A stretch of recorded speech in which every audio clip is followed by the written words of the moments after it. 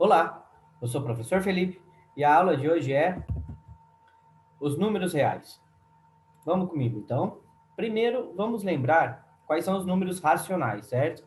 Que já foi tema de aula nossa, nós já, estudamos isso.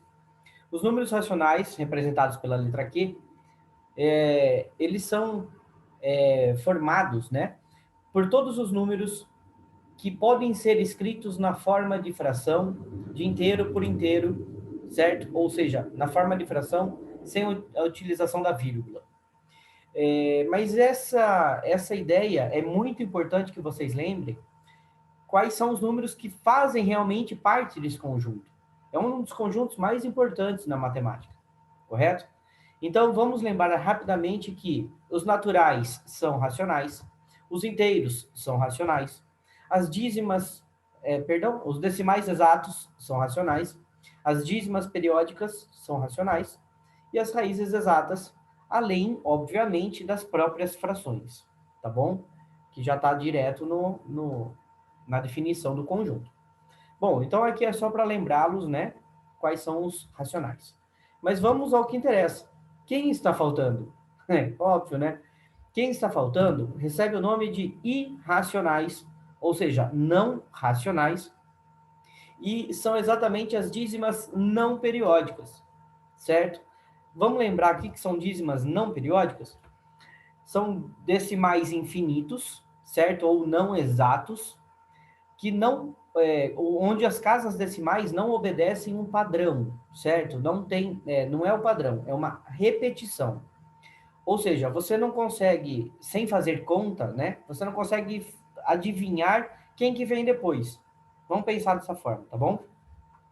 Então, muito importante vocês observarem a existência das reticências, Mostrando que realmente isso é um decimal infinito, que isso continua, tá bom? Necessariamente precisa aparecer as reticências, não tem outra forma de representar uma dízima não exata, uma dízima não periódica, perdão. Muito bem, então aqui ó, existem os números que não têm uma regra de repetição, não tem um padrão, que a gente chama de período. Lembrando, uma dízima pode ser positiva ou negativa, isso não interfere em nada, certo? Tanto as positivas quanto as negativas. Existem as periódicas e as não periódicas. E aqui tem um exemplo bem interessante, Que tem um certo padrão.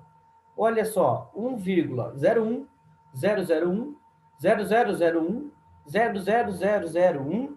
Dá até para saber qual vem depois, né? 5 zeros e 1, depois 6 zeros e 1, tem um padrão, certo? Mas cuidado, porque não é porque tem um padrão que é período, que é periódico, certo? Perceba que não é, por exemplo, o 0,1 que está se repetindo infinitamente. Porque a partir do momento que o número de zeros está aumentando, então não é o mesmo número que está se repetindo infinitamente. Logo, não é periódica. Muito cuidado com esse exemplo, tá? Que pode aparecer como pegadinha numa prova, tá bom? Fica a dica. Bom, então esses exemplos aí são de números irracionais. Ok, mas tem uma parte importante também, que são as raízes não exatas, certo? Por quê? Porque toda raiz não exata gera uma dízima não periódica. Isso é muito importante que vocês saibam. Vocês podem verificar isso com qualquer calculadora que tenha raiz, que faça conta de raiz. Você pode perceber se a raiz não é exata, dá uma dízima não periódica. Consequentemente, todas as raízes não exatas são números irracionais, tá bom? Então, alguns exemplos rápidos aí para vocês entenderem. A raiz de 5, aproximadamente 2,2 que a gente usa, na maioria das contas, 2,2 ou 2,23, mas está aí algumas outras casas decimais para vocês notarem isso, Que é uma dízima não periódica. Raiz cúbica de 7, raiz quarta de 30, e eu quero mostrar para vocês, então, que o índice da raiz não tem que ser 2, não tem que ser raiz quadrada. Raiz cúbica também, raiz quarta também, e outras raízes, certo? Todas as infinitas raízes que nós temos aí, se elas não forem exatas, são dízimas não periódicas, então são números irracionais, ok? Importante isso. Bom, casos especiais são os números irracionais famosos, né? Que são muito usados em outras áreas, até na física, na química, tá bom? São alguns, né, importantes aí. O π, certo? Muitíssimo usado na geometria, que é a razão entre o comprimento de uma circunferência e o diâmetro dessa circunferência. Ele tem o valor aproximado de 3,1415926535, ok? A gente usa, né, na maioria das vezes, o 3,14 apenas. O φ. O φ é o número de ouro, né, usado na proporção áurea. É um número muito interessante que aparece bastante na natureza. É bem interessante se vocês quiserem pesquisar um pouquinho mais sobre o φ. Ele também tem um valor fixo, né, de 1,61 aproximadamente. E o E, que é o número de Euler, certo? Ou Euler, né, como muitos o chamam, né, de Euler. Bom, esse E, ele é a base do logaritmo natural, coisas que nós utilizaremos aí, geralmente no primeiro colegial, que a gente ensina, né, o logaritmo. Então, esse E vai aparecer lá no primeiro colegial bastante, e na faculdade, né, nas aulas de cálculo, nas derivadas e integrais, esse E é muito, ele é muito corriqueiro, né? Muito bem. E daí a gente chega no ponto alto aí da nossa aula, que são os números reais. Queridos, os números reais não tem segredo nenhum. Você só vai unir o conjunto dos racionais e o conjunto dos irracionais, certo? Lembrando que união pega todo mundo, né? Pega todo mundo que aparece. Então, uma coisa importante, os dois conjuntos, racionais e irracionais, são conjuntos disjuntos, né? Conjuntos que não têm elementos em comum, tá bom? Então, tá aí, a união dos racionais com os irracionais são os reais. Deixa eu fazer uma pequena observação. Tem muito professor que não utiliza o i como símbolo do conjunto dos irracionais. E assim como muitos professores, muitos materiais didáticos, muitos vestibulares não utilizam o I, ok? Alguns vestibulares, inclusive, eles colocam reais menos racionais, diferença entre conjuntos, né? Para representar os irracionais. E não dão um nome específico, um símbolo específico. Como alguns materiais utilizam o I, eu estou colocando na minha aula, mas eu estou dando, né, a dica aí, que alguns vestibulares não utilizam essa anotação. Muito bem. Então, repetindo, né, como não tem nenhum elemento em comum os dois conjuntos, você está unindo os dois conjuntos formando um outro, né, chamado de reais, você não vai ter nenhum elemento no conjunto dos reais fora desses dois conjuntos, dos racionais ou dos irracionais, tá bom? E daí tem um diagrama que mostra legal isso. Diagrama de Venn-Euler, né? Bom, Venn-Euler, né? Como alguns falam.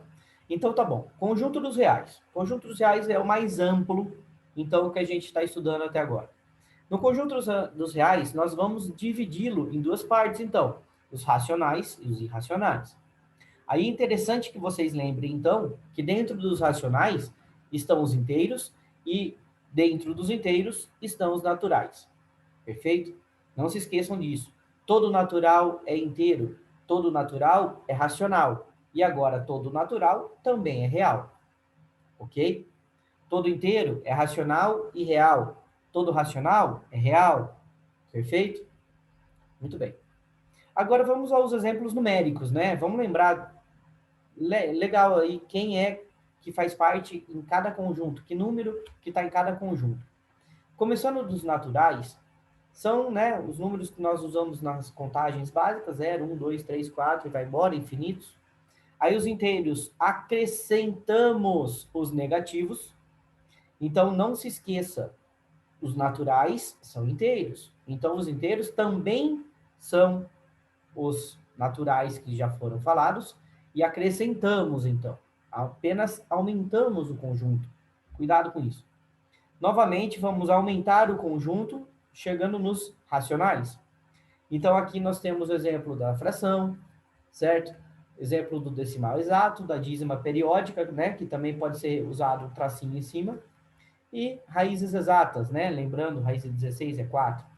Perfeito, muito bem. E aí os irracionais.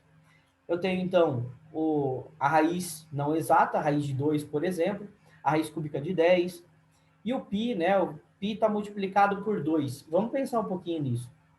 Eu tenho aqui o π, que é uma dízima periódica, não periódica, certo? Uma dízima não periódica. Se eu multiplicá-la por 2, ou seja, se eu somar uma dízima não periódica a uma outra dízima não periódica igual, vocês concordam comigo que vai continuar sendo uma dízima não periódica, certo? É importante vocês pararem para pensar. Aqui, por exemplo, ó, raiz de 2 é uma dízima não periódica. Se eu somá-lo a 1, continua sendo dízima não periódica. E se eu dividir por 3? Continua sendo uma dízima não periódica. Então, existem números irracionais que estão na forma de operações, né? Estão relacionados com racionais, mas o resultado da conta é irracional. Isso é importante. Vou repetir. Eu tenho um número irracional.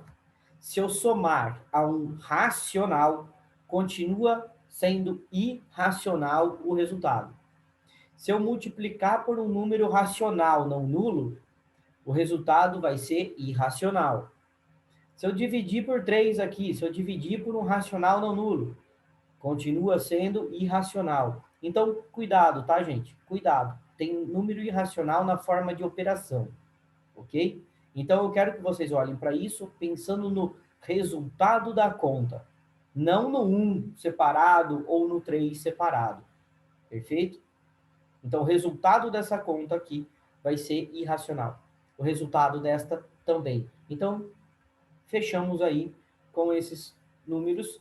Aí vem uma pergunta muito clássica de muitos alunos. Professor, e fora? Não tem ninguém fora dos reais? Os reais são os últimos conjuntos que nós estudamos. Queridos, aí é um assunto para vocês pensarem um pouquinho. Se quiserem pesquisar, fiquem à vontade para pesquisar, tá bom? Mas não é assunto para essa aula, então fica só uma pontinha de curiosidade para vocês, tá? Por hoje é só. Muito obrigado e deixa aquele like na aula, tá bom? Até mais, gente!